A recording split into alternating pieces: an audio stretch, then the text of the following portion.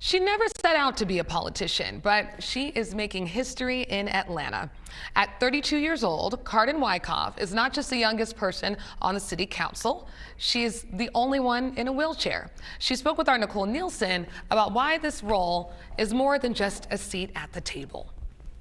For Cardin Wyckoff, serving Atlanta isn't about politics, it's personal. Accessibility is often an afterthought and it's often not represented. She was born with a form of muscular dystrophy and grew up watching her independence shrink. You can either complain about this or you can get involved and you can create change. She transitioned to a power wheelchair after college, a turning point that gave her life new purpose. Suddenly, she saw every curb, every sidewalk crack, every door without a button, and says the world felt like it wasn't built for people like her.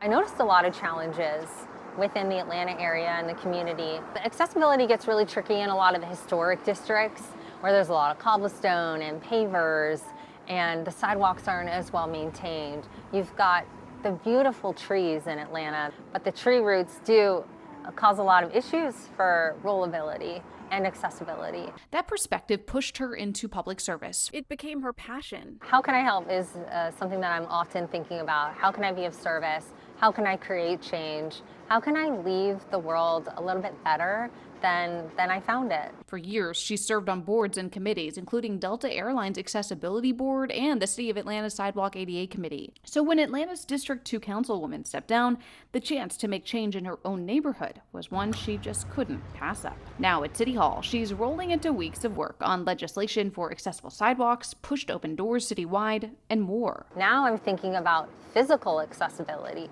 building accessibility, ramps and sidewalks. I'm thinking of curb cuts, elevators.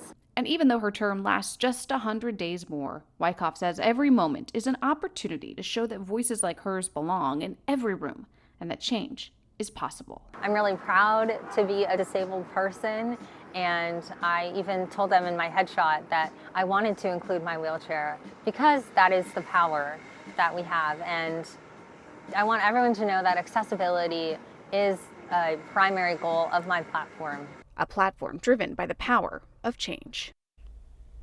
Wyckoff's term is up in December. She hasn't decided whether she'll run next year for a full term.